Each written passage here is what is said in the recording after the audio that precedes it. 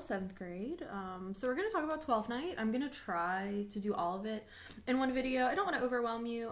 There's lots of things that I could talk about, but really, so the 5 scenes that I assigned are all basic plot, and it gets you to the end of the play, because even though we couldn't really go over everything, I did want to completely finish the basic plot for you guys, and I just wanted to give you as much experience to read a little bit of Shakespeare as possible. Obviously, it would have been a lot better to do this together because it would be really fun, and I think it would make a lot more sense, but it's kind of the best thing we've got right now. And then next year when you guys do Midsummer Night's Dream in 8th grade, that is my favorite place to teach. I miss it very much. But once you guys do Midsummer Night's Dream, I think it'll really help with your understanding. But at least you've read a little bit of Shakespeare. There's my dog. Hi, baby. Do you want to read some Shakespeare? I don't think you don't understand what you're getting into, do you? Shakespeare would be very hard for us. But Midsummer Night's Dream is so fun, and I think it'll make a lot more sense when you read it with your teachers, but it's my favorite play. But at least you got some exposure to Shakespeare. You're able to read the language. You learned a little bit about him and, you know, all that stuff. So at least it wasn't great, but I did just kind of want to lay down the foundation to give you guys a hand with next year in 8th grade. So I know I didn't do like the best ever, but I just wanted to make sure you guys were good too. Sorry, I'm trying to access your work. I have to use my phone because my computer doesn't let me look at 2 things at once, so I was just trying to access it on my phone. Okay, so let's talk about 12th night. For 12th night, we've got 5 scenes. We also have the scene at the very end so that we can talk about exactly how the play ends. And at the end of each scene, I have like a couple questions that I want you guys to answer. So as long as you answer the questions in red, you'll be good, you know, and you'll kind of get all of the points for that. So let's look. The first one we have is Act 2, Scene 4. So we're at Duke Orsino's palace. My dog's biting my feet. Watson, do you mind? We're at... He's still biting my feet. Stop it. Move my legs. We are at Duke Orsino's palace. Stop it. I took him for a walk, so I thought that would calm him down, but it did not. Anyway, we're at Duke Orsino's palace. We've got Duke Orsino, Viola, Curio, and some others. They're all just kind of hanging out. And they are talking about what happened when Viola went to talk to Olivia, or Cesario went to talk to Olivia. So Duke Orsino says, "Who is it?" And then they say that there was a jester there, but I cut that part out. So Viola comes in, and Duke Orsino says, "Come hither, boy, if ever thou shalt love, in the sweet pangs of it remember me.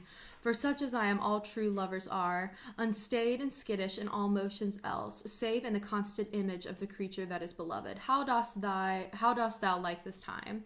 Viola says, "It gives a very echo to the seat where love is throned." So they're talking a little bit about love. And Duke Orsino is like, you know, "How do you feel about love personally?" And Duke Orsino says, "Thou dost speak masterly. My life upon it, young though thou art, thine eye hath stayed upon some favor that it loves, hath it not?" So Duke Orsino is looking at Viola, who's disguised as a boy, and Duke Orsino is like, "You look like you're in love with someone, am I right?" And then the way that they describe it is actually kind of funny. Viola says, "A little, by your favor." And Duke Orsino says, "What kind of woman is it?" And Viola says, "Of your complexion." And then Duke says, "What year? How old is she?" And Viola says, "Almost your years, my lord." So, you know, she's dropping all these hints that, you know, it's Duke Orsino that she is in love with, but Duke Orsino still thinks that she is a man, so he does not expect Cesario to be in love with him. So they're kind of all having this, like, a very clever conversation. Your question asked, what is Orsino saying about female love? So he says here, "Too old by heaven, let still the woman take an elder than herself. So wears she to him, so sways she level in her husband's heart. For boy, however, we do praise ourselves. Our fancies are more giddy and unfirm, more longing, wavering, sooner lost in one than women's are." So, you know, here he's kind of saying, and obviously you don't have to agree with this is just kind of what he is saying. Obviously here, he's saying that women should take an older man so that it has basically a guy who's mature, that she has a man with like a level heart so that they can be in love. He's, you know, he says that young men are giddy and unfirm, and that they're always kind of like fooling around, I guess. So he kind of makes that recommendation. And then he says, then let thy love be younger than thyself. So Duke Orsino is trying to give Cesario, the boy, some advice. And he's like, you should try to find a woman that is younger than you, actually. And he says, for women are as roses whose a fair flower being once displayed doth fall that very hour. So he's basically saying that, you know, once women get old, it's not that fun and exciting, which obviously I have my opinions about that, but he's kind of comparing them to like growing like a flower and how they'll wilt and whatnot. And then we talk about Viola's response. So Viola says, and so they are, alas that they are so, to die even when they to perfection grow. So Viola's kind of realizing that she is running out of time, and she says, you're right, like eventually they will wither and die even if they're perfect, like that will happen. So she starts to kind of realize that she is running out of time a little bit, and she's like, you're right, you know, Duke Orsino, like I am running out of time, you know, I'm at my peak, I am like a rose, and you know, blah blah blah. So she kind of agrees with what he's saying. And then Act 3, Scene 1, they are in Olivia's garden, and then Viola returns because if you guys remember, Viola received a promise ring from Olivia, who's in love with Cesario, and the promise ring is kind of like, hey, like I'm interested in you, you should come back and talk to me at some point, you know, like you should come back and talk to me. So in this scene, we are in Olivia's garden, and then Viola comes back because Olivia basically told her to, and Olivia was like, hey, like here's this ring, you should come back and talk to me. So Olivia says, let the garden door be shut and leave me to my hearing. So Viola enters, and then everybody else leaves. So Olivia's by herself. And Viola says, Olivia says, give me your hand, sir. So Viola, as the boy, is like, here you go. Viola says, my duty, madam, and most humble service. And Olivia says, what is your name? And then Viola says, Cesario is your servant's name. Olivia says, my servant, sir, 'twas never Mary would, since lowly feigning was called compliment. Your servant to the Count Cesario. So she's like, you're not my servant, you know, you are, or for Count Orsino, she's like, you're not my servant, you're Orsino's servant. Viola says, and he is yours, and his must needs be yours, so your servant's servant is your servant. So Viola's like, well, he loves you, so if I serve him, then I also serve you too. And then Olivia says, for him, I think not on him, for his thoughts, would they were blanks rather than filled with me. So Olivia's like, I wish his thoughts weren't filled with me. She's like, I just really don't like him like that. You know, I wish that he didn't feel that way because I don't like him like that. Viola says, madam, I come to whet your gentle thoughts on his behalf. So Viola is back again, and she says, well, I'm going to try to get you to love him. You know, that's kind of my goal. So they talk a lot, and Olivia says, give me leave, beseech you. I did send, after the last enchantment you did here, a ring in chase of you. So she says, hey, I gave that ring because I wanted you to come back. So did I abuse myself, my servant, and I fear me, you. Under your hard construction must I sit, to force that on you in a shameful cunning, which you knew none of yours. What might you think? Have you not set mine honor at the stake, and baited it with all unpuzzled thoughts that a tyrannous heart can think? And what of your receiving enough is shown, a cypress, not a bosom, hideth my heart. So let me hear you speak. So Olivia's like, hey, like I gave you that promise ring, and you know, I'm trying to be like sneaky and sly about it, you know, like what do you think? Like what do you think of me? Viola says, I pity you. Okay. Olivia says, that's a degree to love. And Viola says, no. She says, no, often we pity our enemies. So Viola's like, no, like I do not love you, because Viola loves Orsino. So she's like, I do not love you. Olivia says, why then? Methinks 'tis time to smile again. Oh world, how apt the poor are to be proud. So she's like, she basically is like, oh, it's chill, like it's fine. And they, you know, keep having these conversations. And Viola is trying to like tell her, like, I do not like you. That is not what is happening. And then at the end of the scene, Olivia says, oh, what a deal of scorn looks beautiful in the contempt and anger of his lip. So she's basically like, you know, like the more you yell at me and deny me, like the more beautiful and handsome I think you are. Which is ironic because she's doing the same thing to Orsino. And she's like, why does Orsino love me? But now she's doing the same thing that Orsino's doing, except it's to Cesario. And Cesario's like, I don't love you. And she's like, it just makes me want you more. So it's like a super classic love triangle. And she's mirroring the way that Orsino wants her because she wants Cesario. So she doesn't understand the irony of how she's in the same position. So at the very end of the questions, it says, why does Viola say that pity is not a kind of love? So she has to explain and be like, she says that pity is normally for enemies, and they kind of go on to talk about that a little bit. And then number 2 says, what hints does Viola give to Olivia that she is not really a man? So at the end of this, she is talking and she starts to kind of realize that she is not really a man. So they're talking and Viola says that you do think you are not what you are. And Olivia says, if I think so, I think the same of you. And Viola says, then think you right. I am not what I am. So Viola's trying to be like, I need you to think about it. I am not who I say I am. So she's trying to drop hints to be like, I'm not like this person. So she's trying to like drop hints. Act 4, scene 1, we do have some questions here at the end. I do have several for this one. It's short, but like a lot of stuff happens. So scene 1 for Act 4 is in front of Olivia's house. So this is when we meet Sebastian. Very exciting. That is Viola's twin brother. So obviously Sebastian and Cesario look a lot alike. So we've got Sebastian, and then Sir Toby Belch and the clown live with Olivia. So they're outside of Olivia's house. The clown says, will you make me believe that I am not sent for you? And Sebastian says, go to, thou art a foolish fellow. Let me be clear of thee. So the clown keeps messing with Sebastian, and Sebastian's like, I don't know you. Why are you out here? The clown says, well, held out I faith. No, I do not know you, nor I am not sent to you by my lady to bid you come speak with her, nor my name is not, nor your name is not Master Cesario, nor this is not my nose. So he's making a joke, like he's like, nothing that's so is so. So he's like, you're right, I don't know you, your name's not Cesario, ha ha ha. So the clown is like, thinks he's joking, but Sebastian's like, I don't know who you are. But it's because they think Sebastian is Viola because they're twins. And then Sebastian says, I prithee, vent thy folly somewhere else, thou knowest me not. So Sebastian's like, you definitely don't know me. And then we've got Viola, who finally enters, and she says, hold, Toby, on thy life, I charge thee, hold.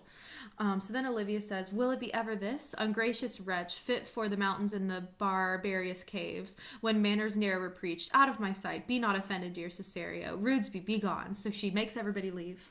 And then she says to Sebastian, who she thinks is Cesario, she says, I prithee, gentle friend, let thy fair wisdom, not thy passion, sway in this uncivil and thou unjust extent against thy peace. Go with me to my house, and hear thou there how many fruitless pranks this ruffian hath botched up, that thou hereby mayest smile at this. Thou shalt not choose but go, do not deny, beshrew his soul for me, he started one poor heart of mine and thee. So she's like, let's go back to my house and have fun, and the clown can make jokes, and she says, it's not an option, you're gonna come with me. Sebastian says, what relish is in this? How runs the steam? Or am I mad, or else this is a dream? Let fancy still my sense in life's in lethe steep. If it be thus a dream, still let me sleep. So Sebastian is like, what is going on? But he says, if it is a dream, let me keep sleeping. So he likes it. Olivia's cute and rich, and he's like, all right. So he's like, if this is a dream, I guess I'll just keep sleeping. Olivia says, nay, come, I prithee, would thou be ruled by me? And Sebastian says, madam, I will. So Sebastian's like, all right, because she's cute and rich. And Sebastian's like, okay, was this a good idea? Probably not, but Sebastian's just like going with it. So question 1, it says at the beginning of the scene, why does the clown think he knows Sebastian? It's because Sebastian and Viola are twins. So Sebastian looks just like Viola when she dresses like a man, because they're twins. Number 2, who does Olivia and the clown think Sebastian is? Cesario, obviously, because they're twins. Number 3, what are the possible explanations Sebastian comes up with for Olivia's love for him? So basically, he thinks he is dreaming. He says that he's dreaming. He says he's going crazy are 2 of the options. Or that it's a joke is the 3rd option. So he says, what relish is in this? He thinks it's a joke. He says, I am mad. And then he says that he's dreaming. So those are kind of the 3 options there. Act 4, scene 3, almost done. So we've got Sebastian here. This one's super short. They're in Olivia's garden again, and then Sebastian enters. I'm going to read this whole scene because it is kind of important. So here goes Sebastian for Act 4, scene 3, if you want to follow along. This is the air that is the glorious sun. This pearl she gave me, I do feel it and see it. And though 'tis wonder that enwraps me thus, yet 'tis not madness. Where's Antonio then? Antonio was his friend that was also lost at sea. I could not find him at the Elephant, yet there he was. And there I found this credit that he did range the town to seek me out. His counsel now might do me golden service, for though my soul disputes well with my sense, that this may be some error, but no madness, yet doth this accident and flood of fortune so far exceed all instance, all discourse, that I am ready to distrust mine eyes, and wrangle with my reason that persuades me to any other trust but that I am mad, or else the lady's mad. So his friend was here, and he swore he saw him, but he's gone now. And Sebastian's like, I wish I had someone to talk to because I'm so confused. And he's like, I wish I had someone to talk to because this whole thing is like kind of confusing. But he says that, great fortune has fallen upon him and that he is going to distrust his eyes. So he's going to kind of throw logic to the wind and kind of like be like, okay, like let's do this, I guess, with him and Olivia. And he says, yet if it were so, she could not sway her house, command her followers, take and give back affairs and their dispatch with such a smooth, discreet, and stable bearing as I perceive she does. There's something in it that is deceivable, but here the lady comes. So again, he's confused and he's like, something weird is going on here, but he kind of is just like, it's cool. Enter Olivia and a priest. Why is there a priest? Awkward. So there's a priest. Olivia says, blame not this haste of mine. So she's being a little hasty. It says, if you mean well, now go with me and with this holy man into the chantry by, there before him and underneath that counselled roof, plight me the full assurance of your faith that my most jealous and too doubtful soul may live at peace. So she's saying she's a jealous and insecure person, so she wants to get married right now. She says, he shall conceal it while you are willing, it shall come to note. What time will we our celebration keep according to my birth? What do you say? So she's like, you want to marry me? And Sebastian's like, I'll follow this good man and go with you, and having sworn truth ever be true. So Sebastian's like, all right. Olivia says, then lead the way, good father, in heavens to shine, that they may fairly note this act of mine. So then they leave. So Sebastian is like, something really weird is going on, but he just kind of goes with it. Number one, what are the possible explanations Sebastian comes up with for Olivia's love for him? He still says he's true. He's something weird's going on, and he says that there might be some deceit happening because it's kind of like everyone is involved in this affair. It's like some big joke or something. But he is just like, I'm gonna go with it. And then scene 5 is pretty long, or act 5 is pretty long. I'm not gonna read the whole thing. Let's just take a look at the questions that I have at the end. All it says is it's a happy ending. Why? So that's kind of all I asked. Is it is because it's a comedy. At least back in the day, all Shakespeare comedies are actually defined by a happy ending, or the protagonists achieve their goals is usually what makes a comedy, and that's usually what makes things a happy ending, is because they're able to achieve their goal. So everyone is able to achieve their goals in this particular play. So we start from the beginning. Orsino and Olivia enter. And then we have Antonio, which is Orsino's friend. So he's able to come back, and he's like, here I am. So basically what happens in Act 5, Scene 1 is that everybody figures out who everybody is. So Olivia figures out that Sebastian is Viola's brother. And then Viola reveals to Orsino that she is a woman. So everything is kind of set right. And then Viola and Orsino get married. And then Olivia and Sebastian get married. So everything's pretty much good. They get married. They're happy about it. Everything's going well. There is a little confusion because they're kind of like, what is going on? But it's a happy ending. They both are able to get married. I'm not going to go through the whole scene because it's long-winded, but they basically untangle. My dog is chewing on something. What do you have? But basically, at the end of the play, they kind of untangle all their identities. So it is a happy ending. The protagonists achieve their goals. So Orsino is able to fall in love. Olivia is able to fall in love. And then Viola and Sebastian are basically saved and rescued from their shipwreck. So everything kind of works out. I know this was a long video. I just wanted to kind of go over what is happening in all of the scenes. I hope this helps. This will probably be one of my last videos that I make for you guys, but I know that Miss Pennycamp and I are planning so that we can all have one last Google Meet as like a so long party. So you'll definitely see me again, but I think this is my last video for you. I hope you enjoyed it. Good luck with your last week. I love you so much. Please let me know if you need anything. You know how to reach me. So long.